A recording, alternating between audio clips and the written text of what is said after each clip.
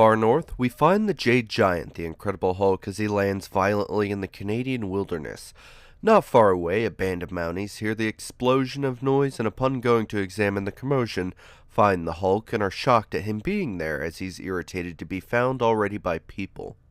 The leader of the Canadian Mounted Police calls for his surrender as they prepare their weapons but grow nervous as he merely glares at them. Upon seeing them draw their weapons, though, he falls into a rage and begins ripping up the earth around him, throwing the police off balance. Finished with them, Hulk moves to leave as they fire their guns uselessly at him and ignoring them, easily crashes his way through the woods, knocking down the trees while he thinks of his reasons for coming so far north. He recalls his friend Betty getting married and how his search for her was put on hold by yet another attack from Thunderbolt Ross and his Hulkbusters. We then turn to a secluded border crossing not too far away. The authorities there receive a call about the Hulk's appearance in the area, and they move to close the border until he's dealt with, warning others to quickly seek shelter.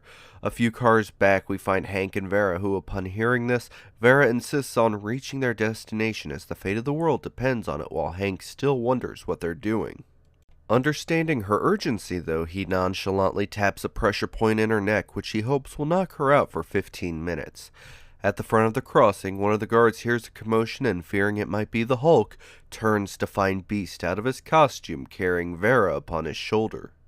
Jumping past the two guards, he plays up the part of the evil monster and hurries away, hoping that they'll leave them alone, and jokes of finding fun where he can. Setting Vera down, she begins to awaken and he hurries behind a tree where he quickly dons his costume, in which he asks how they got past the border. Hank simply replies that it's a secret. Hoping she's not mad, he explains that he had to knock her out, but she fortunately isn't, as she's willing to do anything to get to their destination. We then swap over to the Hulk as he is coming down from one of his long jumps and slips on a rock. Confused, he worries that he's changing back into Banner, and angered at the concept lashes out at a nearby tree, only to see that he was unable to break it with his immeasurable strength. Knowing something is wrong, he feels a sensation, and turning to follow it, feels himself growing weaker as he becomes determined to destroy the source of his failing strength. We change scenes to a sequestered log cabin, which, turning to Vera and Hank, she reveals is their goal, and he is incredulous of their destination. Telling him that she's serious, she then insists on making sure it's safe to go on first. Taking out a walkie-talkie, she sends a signal with it when Hank sees a reflecting light return the sign, and Vera's excited as they've made it in time. Upon approaching the cabin, Hank spots none other than Calvin Rankin, the Mimic, as he talks of how he's glad to see them and that he's barely holding back a change as best he can. Realizing now why Vera wouldn't explain who they were meeting, as Rankin was always trying to move in on the two when they were together. More importantly, though, is that he knows Hank's secret identity, but doesn't seem to have told Vera. He then hopes that the Mimic doesn't begin copying his powers, as his identity will be discovered as she questions his changing, while assuring him that they're fine and that Hank will stop his powers. Explaining how the X-Men thought they had destroyed his ability, they instead caused it to constantly disappear and return, each time costing him more control over it and getting stronger as they head into the basement. Of how the last time it happened, it was so strong that it caused others to die, having stopped their hearts and lungs. He panicked when that happened and isolated himself while Vera looked for McCoy and that they pooled their savings on the equipment around them. He then explains that the range of his power is increasing and worries that it'll kill the whole world. He then tells Hank that the victims first feel weak and then sick, as we turn to the Hulk as he continues towards the cause of his sickness, and upon leaping towards it, feels a pain in his stomach before he reaches the height of his jump, causing him to fall. Landing roughly, he's worried that he's dying and is scared as there's nothing that he can destroy to get well. Angered at the thought, he smashes a nearby boulder but barely damages it, and worrying that his end is near, continues forward.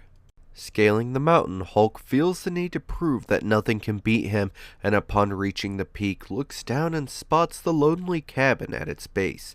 However, the sight causes him to grow dizzy and he falls forward, crashing through the roof of the home into the interior.